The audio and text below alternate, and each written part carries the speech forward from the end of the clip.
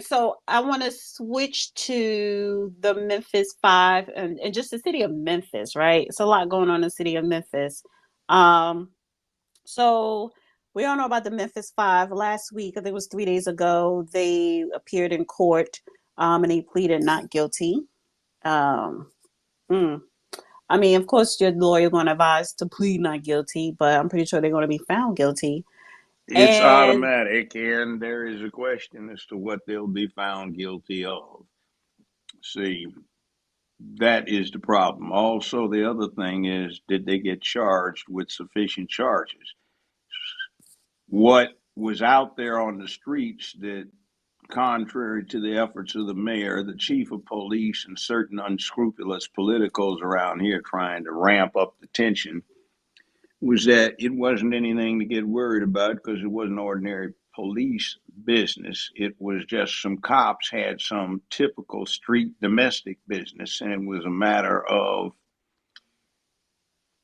allegations against the deceased for, let's say, messing with significant other or others in plural that were involved with one or more of the police officers. And what you saw was no acceleration, no escalation, no going from 0 to 60, but flat out 60 miles an hour, as though this was premeditated. It looks like they were just going to whip his behind, but because he's got Crohn's disease, it miscarried into a homicide, which says aggravated assault, which seems to have occurred, kidnapping, which is alleged, that might be a stretch. But in any event, it's a designated felony. And when a homicide occurs in a reckless or negligent fashion as a result of the commission or attempt to commit a designated felony, then it becomes murder in the perpetration of a felony, which is under Tennessee law, a first degree murder case. Also, if there was premeditation, even if no death was intended, just a behind whipping, it still would be subject to prosecution as first degree murder. But the way these people are trying to play it nationally and locally is this is another example of concerted, calculated police misconduct against black people. However, the reality is 65% of the Memphis Police Department is black. 60% of the criminal court judges are black. 60 some percent of the jurors are jury pool is black. Most of the elected officials are black, and everybody involved, with the exception of a couple of white folk, were black. And race was not an element in this, which is the common thread on most of the BLM nonsense. Kamala Harris, Al Sharpton, and let's see, what's his name, Crump, um, party line. So we don't have that. We just have some aggrieved young folk. And this unit started out as Blue Crush. And as a matter of fact, Dana, we talked to Chief last night, right? mhm. Dana, he Yeah. used to be in charge. He was in charge of that unit, Blue Crush, when it started. So you were talking to the commander of the unit before he retired. I'm also acquainted with the commander of what became the Scorpion unit, which was the Blue Crush unit, renamed as a PR stunt, but was unsupervised. And the young men ran from 22, now 23, up to 32 years of age. And there was nobody watching them since Chief left, and the new commander retired some weeks before all this happened, complaining about there was no use even trying. He got no backup in command authority. Mm. Well, it says that so last week the five police officers that accused of the death of Tyre Nichols, who's 29, pleaded not guilty during their first court appearance in Memphis. They were arrested and indicted last month on felony charges of second-degree murder, aggravated assault, aggravated kidnapping, official misconduct, and official oppression. Why do I think they need more charges? Correction. They weren't arrested. What happens is there was no arrest warrant. The fastest I've seen in half century around here, less than 10 days after the demise of the deceased, an indictment was returned for second degree murder, kidnapping, and a few other things, and they surrendered. Bonds were set, and they've made the bonds, and now at least two of them have very, So what is very the good difference defense lawyers. between wait. So what is the difference? You mean they surrendered to what? They surrendered to what? They were going to be arrested. They surrendered on the indictment. What happens is this: an arrest warrant is issued by a magistrate upon probable cause. Somebody makes a physical arrest. They apply to a magistrate or a judge for an arrest warrant. The arrest warrant is issued. It's served. They're then set for preliminary matters, to wit, a preliminary hearing. And if probable cause is found, then it's held to the action of the grand jury unless the defendant waives the hearing and asks to maintain his bond, and goes directly to the grand jury if the prosecution cooperates in the discovery process. Then the grand jury has the matter presented to them, and if they find that the probable cause has been established, they endorse the indictment as a true bill, and then a capias is issued directing that the defendant be brought forth, and the defendant is usually allowed to surrender himself unless it's a secret indictment that typically comes after a long-term drug investigation. Hmm. So they didn't do that, and the indictment is for second-degree murder is the most serious offense. Now, included in second-degree murder are the offenses of voluntary, involuntary manslaughter, and then you get down to reckless homicide and criminally negligent homicide. All have much less that is required to be served on a sentence. And when you get down to voluntary manslaughter, it's mandatorily subject to probation in qualified individuals.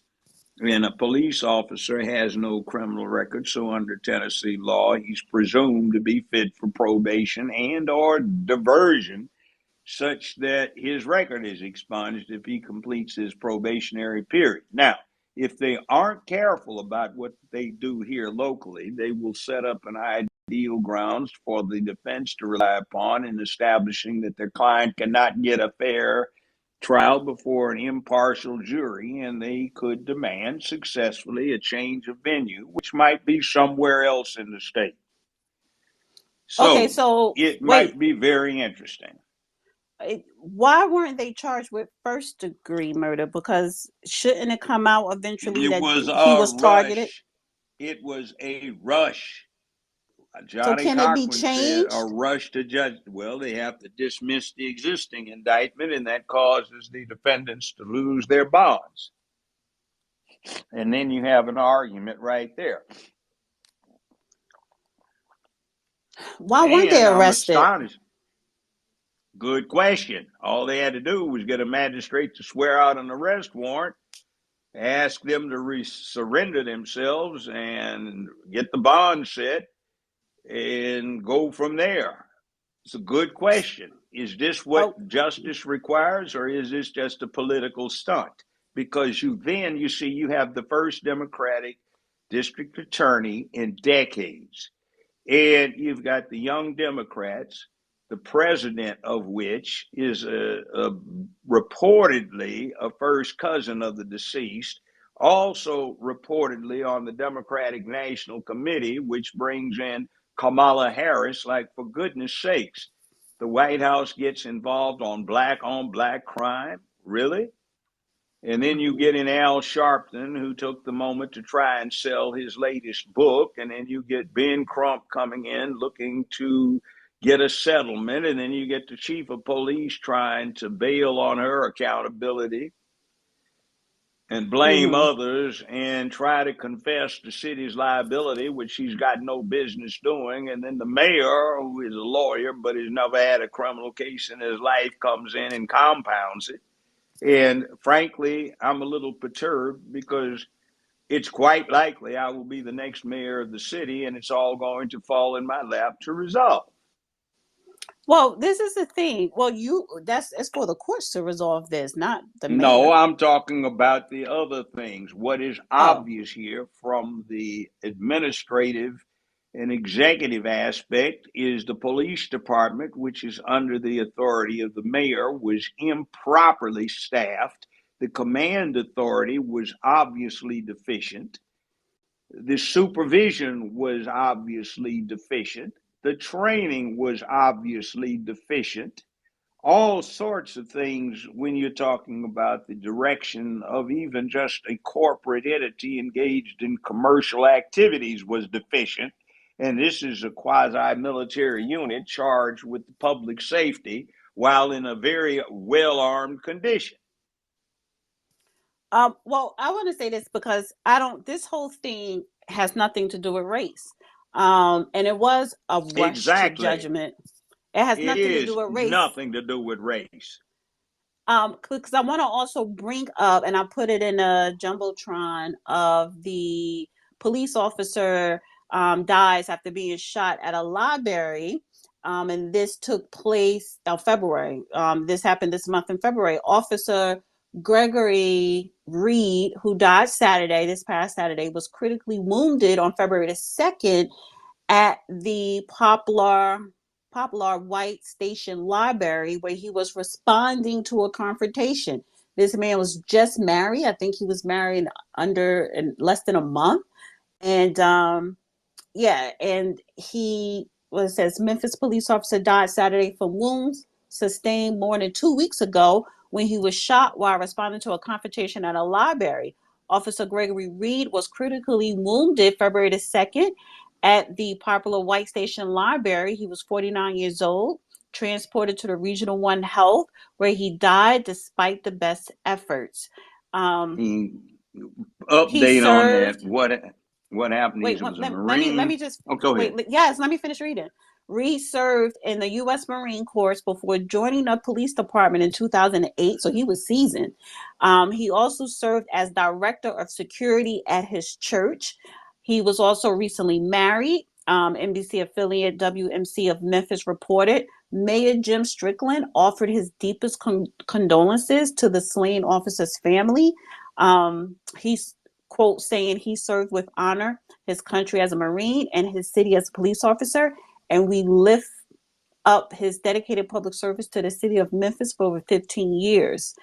So, okay, so the library incident, officers responded after a Okay, man. let me give you inside information. Okay, here's what Willie read down. What happened is one of the assistant librarians allegedly was dating this clown who has a long criminal history, almost 40 criminal offenses, 39, and he should have been in a prison. He was from another state, and they had a warrant out for his arrest from the other state.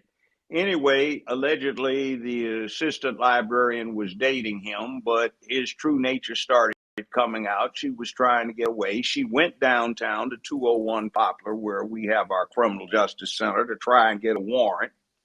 He followed her down there, ran her off, followed her back to her job, which is on a busy street, Poplar, and located in the same parking lot as the biggest movie theater in the town. There's a restaurant row series there, and I was at a restaurant immediately next door to this the day before this happened. She went in there to hide. He came in with gun in hand. The police were called. They were nearby. Two officers arrived in the same car. When they got there, they told him to drop the gun in his hand. He whirled and shot the officer who just expired in the head, and his partner shot the assailant dead on the scene. Now, that ended the assailant's crime wave, but the officer lingered on for 2 weeks and passed this weekend. It was a tragedy. He was heroic. He was trying to save a woman, an innocent citizen or a set upon citizen. And nobody wants to pay the slightest attention to this, not in the press, not anything else, because it doesn't match the narrative of the evil police that supposedly are to be defunded. The same call by the same bunch of idiots after defunding the police is to disarm the citizens who, in the state of Tennessee, have a constitutional carry right. But Honey, I'm they gonna need you want to pick the city of Jazz up. Memphis exempted from that. I didn't realize you could hear her. Dang, this thing's picking up. But anyway, you see, they want to disarm the public. They want to have this thing out. And I ran into a tangle with this woman who is pushing this as a member of the family a couple of months ago when I said this is a very dangerous town. If you have a mayor who can get out and deal with the people, including the youth, up close and personal, it'll be very dangerous and something's likely to happen to the typical woman. They got real upset with that, saying women didn't need any protection. And what am I trying to do? Play Batman? Yeah, somebody may have to play something like that on the real side, but it's not me. I'm too old, but I can go deal with people. And I've got a standing challenge to every one of my opponents. Come walk with me with no armed security and see if you get back out alive by the time the sun comes up. Okay, you got to be able to talk with everybody, and the people that are the so-called leaders can't do that. They don't have any administrative skills, they don't have any leadership skills, they don't have any command authority, they do not have any charisma. Nobody would follow them to the bathroom if they had diarrhea. Where's the outrage Now, from the black people for the high crime rate? Because so not there so you is have outrage.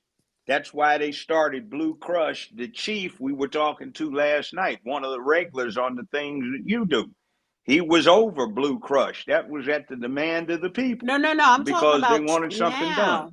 Because okay, it's like there's with the Memphis Five, right? Basically murdering Tyre Nichols. You know, they had a little small little protest or whatever, right? When a video dropped. But the thing is, again, when you have certain people trying to make this a racial thing, it's not a racial thing. So why isn't the people of Memphis, which is majority black, so I'm saying black people of Memphis, right now, present day, where is the outrage? Where are they We are showing up to outraged. community? Are they listen? Are they showing Nobody's up going to to local? demonstrate, and nobody's going to I'm not talking demonstrate about in Memphis. demonstrate. Let It's me not that. finish. Are they Okay, showing the up outrage, I to the hear it all day councilman? long.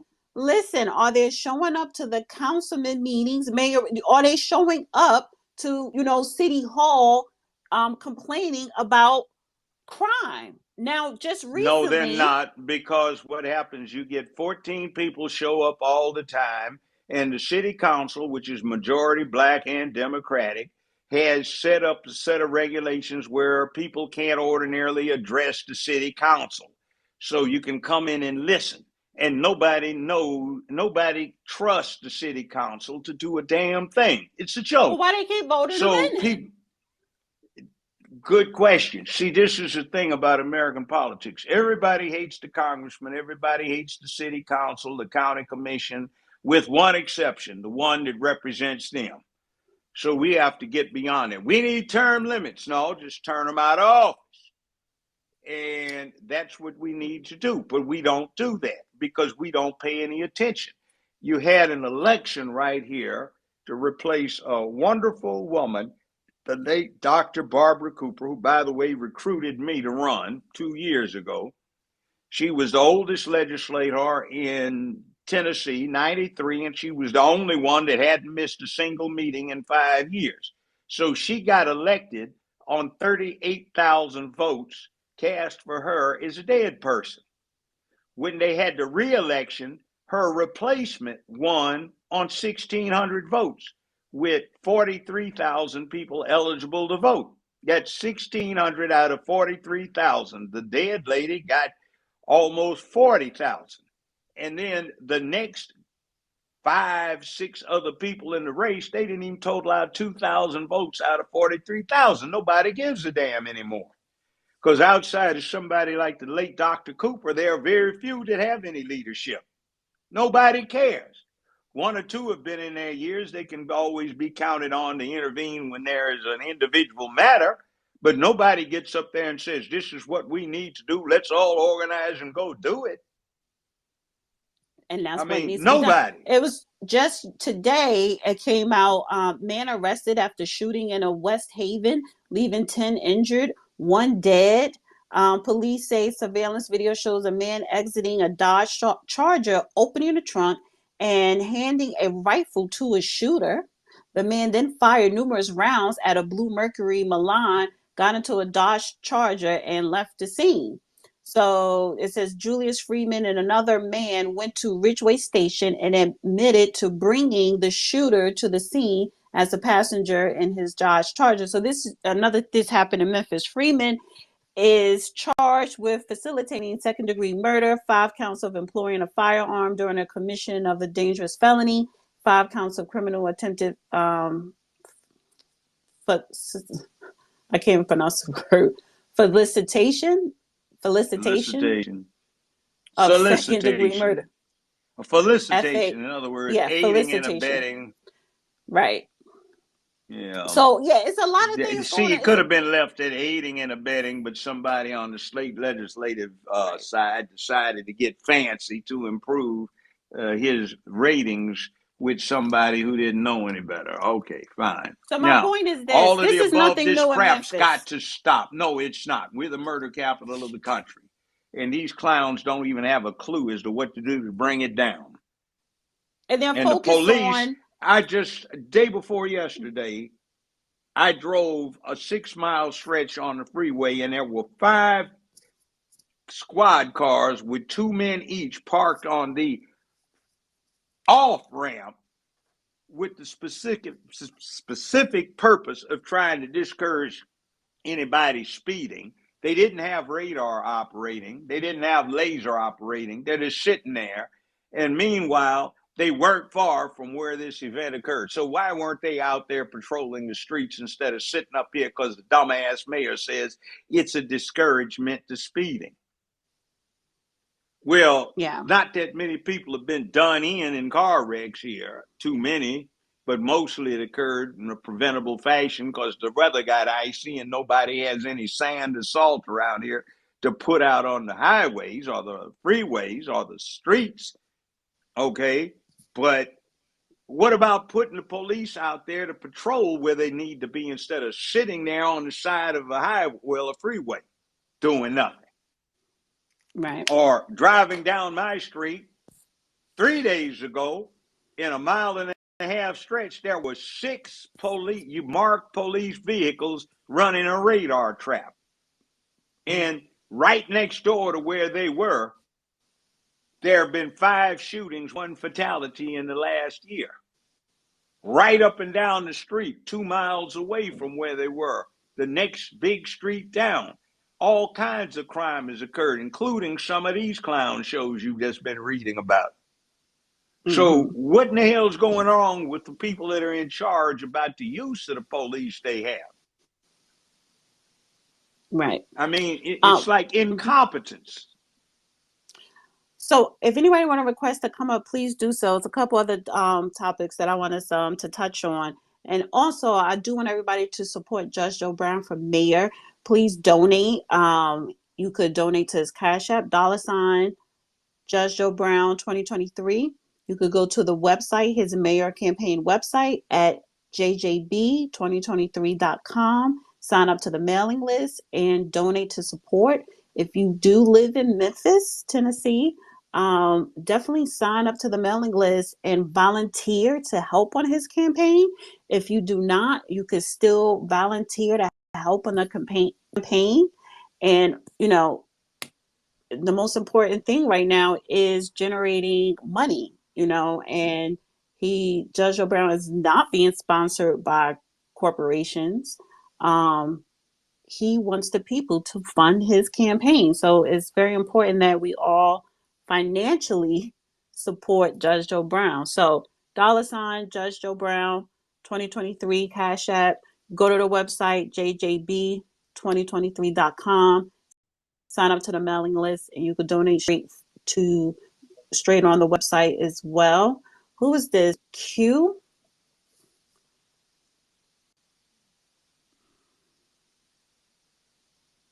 Q Lou? Hello? Yes. Yes, I just wanted to ask Judge Joe Brown a question as relates to, just crime in general. As far as I'm brand new to the subject, just tuning in as far as now. I think all crime it really is, most of it can be rooted in poverty. As far as that, then I think it creates a certain kind of mindset to where people become normalized to, just volatile acts. But at the same token, when it comes to policing, I'm wondering what's going to be the response as far as, how to check crime from let's say, a constructive angle to where it's not just going to be, foot soldiers walking up and down the street, but it's going to be people really interacting with those who can be trusted from law enforcement. And I want to also know, is there going to be accountability for any kind of officers who aren't, acting like police at all?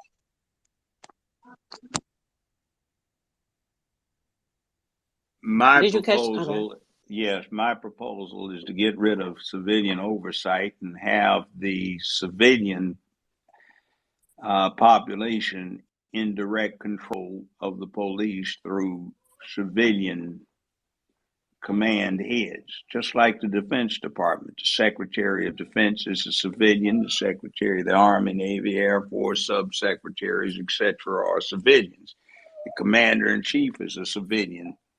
The military is controlled by and answers to the civilians. They aren't overseen by the civilian side of the U.S. government. That should be when you have a municipal government as well.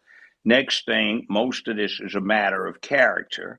Next thing, it isn't just impoverishment that causes this. What's going on is the lack of character that is missing from too many homes because, A, there's no fatherhood or manhood in the homes that they can learn from, and there's no fatherhood nor manhood in the hood. So I have a plan to put that back in and involve good citizens, veterans, retired first responders, and others in supplementing the police. They'll have to go through training. We will have a selection of those young people who are marginal.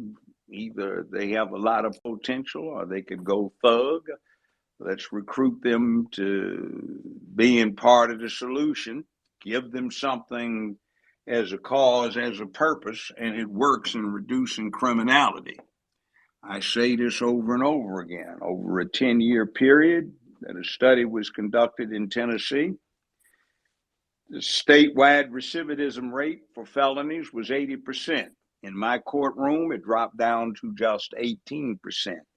And those things that I applied to reducing that recidivism were the same things that I had applied over 15 years. I was a scoutmaster over the years that I taught school as a substitute to go through law school, as a teacher in the LA City school systems for junior high and high school, as a playground director out there. And all of that from 55 years ago carries over into today. It still works, but you have to know how to do it, and you have to know where to do it, and you have to have what it takes to be the one that does it, or one of the ones that does it.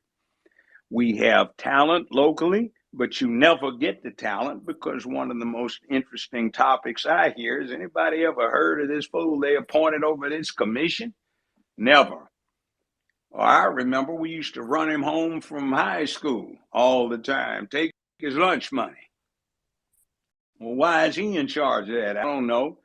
See, in other words, a glamour appointment where somebody's paying back political patronage, somebody is trying to get a social advantage out of it, or try to pull off some scam. where there's money under the table that gets distributed to a lot of people. So you need this special program where you have camouflaging conduit for the public funds going where they should not go. All kinds of schemes. You have people who have never led anybody in their lives upon aspiring to public office. You have people who have no academic expertise in the subject aspiring to public office. You have people who sit down in a major hotel in a five-star bar and they sip Chablis with a pinky finger stuck out, nibbling wafers, cheese, and crackers, and they ask each other in a stilted, boule fashion, has anyone heard of what's going on down there on 3rd Street? Oh my God, Jamal, what are they doing? I heard some very wicked rumors. Like, that's not leadership. It's like this thing we're talking about with the railroad. You get a boutique appointment where you get a social advantage out of it instead of Buttigieg's competence in running railroad safety or safety for the nation when it comes to industrial matters. And that's what we have too often. This place ought to be one of the largest cities in America. And from the looks of things, if anybody had any good sense, acumen, drive, and foresight, this could be turned into the Detroit for the United States for the 21st century. But these guys don't even think about it. They're just in it for how much they can make off of the tax disbursements. So it's a real live mess. One of the latest scams, to give you this thing, they have worked deals out with the city council, town councils in surrounding areas. So when the municipality comes into possession of properties that have been forfeited due to tax bills or non-occupancy, the municipality sells it to them for dirt cheap, and then they rent it back to the municipality for more per month than they paid for the entire property. That's one of the scams they do now. Another one they have is to acquire abandoned Walmart facilities around the area, get the municipality or the county to pay for converting it to a jail, which they aren't good jails because the interior structures aren't set up for that. And when the municipality or the county has paid for modifying the structure into a jail, then these enterprising people who are doing the inside crooked thing rent it back to the county, to the municipality. And they're making a fortune. And that's all for the tax dollars, and everybody else loses. I want to also... Oh, go ahead. I'm sorry. Well, you know what? I actually appreciate that answer because I feel like, that there shows that you're actually invested in finding solutions. Because when it comes to policing, when it comes to managing a community, I do strongly feel that all of that stuff needs to be maintained local because they have an investment with that, area. So, I'm liking what I hear. I think it's a very solid plan. And I like that you are aware of how corruption goes about because, you're able to check things because you see who's doing what. So thank you. Thank you. I appreciate that. Thank you, sir. Thank comments. I also want to bring this into the fold of conversation as well. This happened Saturday night, and I just want to say my condolences go out to his family. So another Savage, an 18-year-old suspect, has been charged with murder in a tragic shooting that killed a Temple University police officer in the line of duty near the school campus Saturday night, according to the district attorney's office.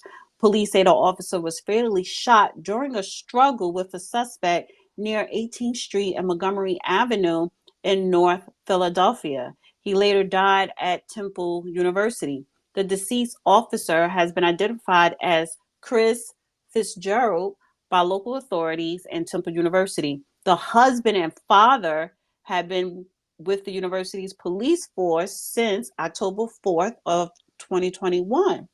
The suspect, identified by authorities, 18-year-old Miles Pfeiffer, was arrested on the 2300 block of Curie Road in Bucks County, 7 a.m. Sunday.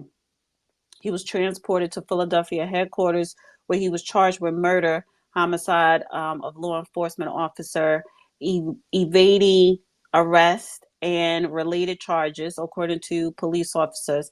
He was also charged with theft by unlawful taking, theft, receiving stolen property, VUFA, and related charges in connection with a carjacking police say followed the shooting. Now, this is the thing. So when the Temple University police officer, was trying to, I guess, apprehend this savage, and he was shot. But instead of this savage leaving, he stood over the police officer and shot him 2 more times in the head. It's basically execution style. According to the probable cause affidavit obtained, the suspect was seen in a video surveillance firing a handgun at the officer after a foot pursuit and brief struggle. The affidavit goes on to say that when Officer Fitzgerald fell to the ground, the suspect stood over him and fired several more shots into the face and head area. So, Pfeiffer can allegedly be heard on a video saying, "Give me the keys or I'll kill you," during a carjacking. He then fled the scene in the video. He also tried to take Officer Fitzgerald's gun from him as well, then carjacked another person. So, listen, again, going back to the racial component and just going back to the high rate in crime, because we all know last year Philadelphia crime was just sky high, and I don't even think it's increased or improved. And then now you have these savages bold to killing officers now. The one that happened in Memphis in the library, and this here in Philadelphia. So I would say nationwide, particularly in these metropolitan cities, we have a problem. We have Yeah. a serious problem. But I wanted, it's not, this is more so local news around Philadelphia, maybe tri-state area. I don't know if it's going to be national, but I just wanted to, definitely give my condolences out to his family and highlight that. If you Well, want to comment on that, Judge. what's going to happen is the conservative media is going to get on it. The far left media is going to be talking about its bias. The conservative media is going to start complaining about Twitter, Facebook, and Instagram censoring them. And we've got two proposed items of legislation in Congress that are pending right now to make it a federal criminal offense to spread erroneous information, which means anything that differs from the mainstream narrative. And I'm looking at something else in Memphis to display the gravity of the problem. In the last 24 and a half months, we now have 654 families who have lost loved ones. And that is disgusting because that extends into thousands of people who have had to have some very sad days in their lives as a result of that. We Mm-hmm. focus on one or two incidents and we fail to take into context the big picture. That should not happen. Right. I'm totally against the defunding of police. I'm against getting rid of bail bonds. I'm sorry. Now, yes, there have been a lot of incidents with these bail bonds systems where it affects Black people more than others. However, fix it, but don't get rid of it, because in the state of New Jersey, they got rid of it and crime has increased. So, you know, Uh, let me say something professional since mhm. I've been involved with it for half a century. What the real problem is that in the spirit of defunding every damn thing, they got rid of entities that were known as pretrial release, where everybody that got arrested, absent just minor misdemeanors that had fixed bonds set for them, they would interview everyone who was brought in and locked up, look up their criminal records, their background, whether they were employed, their ties to the community, and make recommendations as to bonds. So they would have a judge or judges who were regularly assigned to setting the bonds. Those judges were elected. To streamline it, because they got some lazy MFs that worked 5 hours a day and felt they were overworked, they appointed a series of magistrates who are not elected by the people to set the bonds nowadays, and they've gotten rid of pretrial release so that there's no authority investigating the people. And then there is the call to get rid of so-called cash bonds, which are also surety bonds, which frequently result in you got $100,000 bond. Nobody has $100,000 cash that's middle class, but you can put up 10,000 with a bonding company if you have appropriate background connections and co-signers, and they'll take the risk or send a bounty hunter after you if you don't show up. That always really worked, but nowadays everybody's got all these cute solutions that aren't solutions. They're just politically correct for the time, but they're in effect in dealing with the same human animal that's been around for quite some time. So we've got a mess. Right. A big mess. Real live mess. Don't judge him, Joe Brown.